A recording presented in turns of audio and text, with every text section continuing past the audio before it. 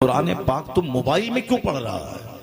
Mobile बिजली से charge होता है और उस पर आंख गड़ाने की वजह से आंख की बीनाई कमजोर होती है। जब यहाँ 1000 नुस्खा कुरान शरीफ का मौजूद है मस्जिद में, तो तुम वो कुरान क्यों नहीं पढ़ता जो मोबाइल में पढ़ रहा है? 1000 नुस्खे मौजूद हैं मस्जिद में। उसको पढ़ने से आंख की बीनाई तेज होगी, किताबों के मुताले से दिल को सुकून और सुरूर मिलता है।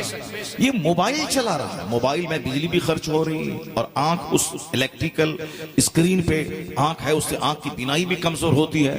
तो जो नुकसान वाला काम है वही करना है और जो फायदे वाला काम है वो नहीं करना है। मस्जिद में बैठ के मोबाइल, रोज़े रसूल पे मोबाइल, अभी दिखलाया ना खाने काबा के ठीक सामने खाने काबा, उसके सामने बैठ करके चला रहा है मोबाइल। वो कुरान भी नहीं पढ़ रहा है, गेम खेल रहा है। बिल्कुल साफ दिखाई पड़ रहा है, हाथ में मोबाइल है और वो कौन सा गेम खेल रहा है। बिल्कुल सब कुछ इसमें कैमरा में मौजूद है। अब और जलसे में मोबाइल, स्टेज पर मोबाइल, और फिर मौलाना साहब तकरीर किया, फौरन उसका वीडियो बनाया, फौरन उसको वायरल कर दिया ताकि वो दूसरों के हाथ में लग जाए, बिला वजह की मुसीबत में वो फंस जाए। सिर्फ इसी मोबाइल का फितना जिसकी वजह से सारे ड्रामे हो रहे हैं। आप हमको बोलता है हजरत एक तो सेल्फी लेने दीजिए। मैंने कहा कि यार कोई जाहिल आदमी बोलता तो चलो ठीक है, ये इंजीनियर है, डॉक्टर है, जाहिल है, दुनियादार पढ़ा लिखा आदमी है, मगर ये मौलाना जो अजहरी बोलता है, मुताबिक शरिया के मुरीद हैं और उनके घर पे चले गए चाय पीने, तो बोलता है कि हजरत एक तो सेल्फी लेने दीजिए। अब 2 दिन के अंदर में इस कदर मैंने लोगों से मना किया और इतनी तकलीफ अंदर से होती है कि मौलाना साहब लोग ये कहते हैं कि हमको सेल्फी लेने दीजिए, एक फोटो ले लें, और ये दूसरों को मोबाइल देता है और मेरे साथ बैठ जाता है, बोलता है तुम फोटो लो वहां से। वह दूसरे को दिखाया कर, देखिए मौलाना शहर साहब का हमने फोटो लिया है। क्यों तमाशा कर रहा है?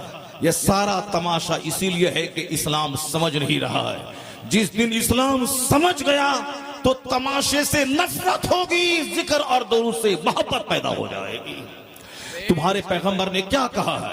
सरकार दो जहां ने यह फरमाया है कि मिन हुस्न इस्लामिल मर तरकहु माला, यानी इस हदीस से पाक को हर मदरसे की दीवार में, हर मस्जिद की दीवार में, हर मुसलमान के घर में यह हदीस से पाक लिखी जानी चाहिए और वहां रहनी चाहिए लिखी हुई यह हदीस, ताकि नजर रोजाना उस पर पड़े। क्योंकि आदमी का सीना इतना ढेर, इतना पत्थर, इतना संग दिल लोग हो गए हैं। पहले एक नसीहत का जुमला 50 साल तक याद रहता था, लेकिन आज आदमी अभी सुनता है 2 मिनट के बाद भूल जाता है। जलसा खत्म हुआ, उनसे पूछा जाए कि मौलाना साहब ने क्या क्या कहा था, किसी को मालूम नहीं। वो तो अक्का दुक्का कोई दीवाना होता है जिसको पूरी तकरीर याद रहती है। अभी मैं 5 दिन पहले बरेली शहर में दस्तरबंदी के जलसे में था। एक पुलिस का मेजर जनरल मेजर था वो, जिसका मकान पूना में भी है, बरेली में भी है, उसकी बेटी MBBS डॉक्टर है, वो साहब बड़ोदरा में है। वो हम कब जाने उसको, सामने वो मजलिस में बैठा हुआ था। दूसरे दिन मैं रात ही में निकल गया बरेली से दिल्ली एयरपोर्ट के लिए। एयरपोर्ट पे जब मैं पहुंचा हूं टर्मिनल 2 पे, तो वो भी मेरे सामने खड़ा हमको देख रहा था गौर से। कहता हजरत आप ही तकरीर कर रहे थे रात में वहां फ्लाइट के लिए बरेली में। मैंने कहा फिर आप कहां थे? कहा मैं भी तो सामने बैठा हुआ तकरीर सुन रहा था और मुझको भी फ्लाइट पकड़नी थी, इसीलिए मैं आ गया, रात ही मस्त चला, मैं आ गया। अब वो हमारे पास बैठ करके, चूंकि बहुत खुश हुआ था, बहुत अच्छी तकरीर उसको सुनने को पहली बार मिली थी इस्लाम और साइंस के टॉपिक पर, वो बहुत देर तक बैठा रहा। अब मुझको ही मेरी पूरी तकरीर वो सुनाता रहा। माशाअल्लाह, सुभान अल्लाह। साहब आपने ये कहा कि मेगा टेट तेजासन थाईलैंड यूनिवर्सिटी का प्रोफेसर किस आयत को सुनने के बाद वो कलमा पढ़ा? आपने ये कहा था कि हाफिज कारी आलिम को साथ साथ में इंजीनियर भी बनना चाहिए, डॉक्टर भी बनना चाहिए, अंग्रेजी जबान पर पूरी महारत भी होनी चाहिए। और आपने साहब अपनी कहानी बताई थी और आपने वो कहानी बताई थी, आपने वो हदीस पाक पढ़ी थी।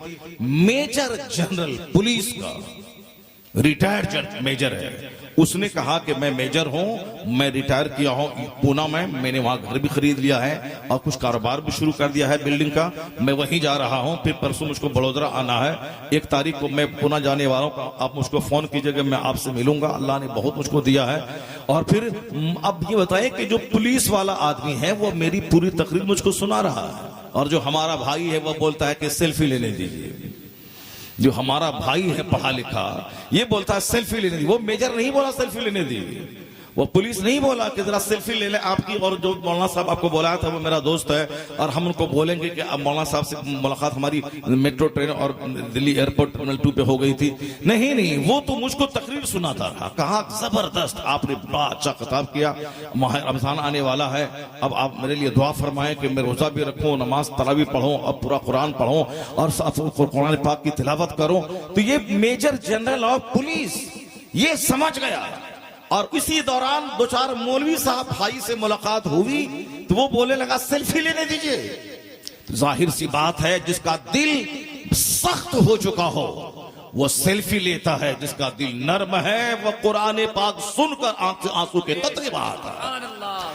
जो मोबाइल हमारे लाखों भाइयों को तबाह कर दिया हो, जो मोबाइल हमारी लाखों बेटियों को फाहिशा बना दिया हो, जो मोबाइल हमारे अच्छे IAS ऑफिसर बनने वाले बच्चों का फ्यूचर डार्क कर दिया हो, उस मोबाइल से जरूरतन रिश्ता रखना। जैसे लेटरिन जाना जरूरी है, लेकिन 24 घंटे कोई लेटरिन रूम में रहेगा तो बवासीर की बीमारी होगी, उसका पेट फट जाएगा, ब्लीडिंग जारी होगी, मर जाएगा वो। इसी तरह से मोबाइल का इस्तेमाल जरूरी है, लेकिन 24 घंटे कोई मोबाइल से चिपका रहेगा तो वह पागल हो जाएगा, उसका दिल मर जाएगा, वो वक्त से पहले ही अंधा हो जाएगा। इसलिए डॉक्टर आज कहते हैं कि कम ख्वाबी की बीमारी दुनिया में बढ़ रही है, लोगों की नींद कम हो गई है, जबकि 8 घंटे की गहरी नींद जरूरी है सेहतमंद रहने के लिए, मगर आजकल लोग 4-3 घंटे भी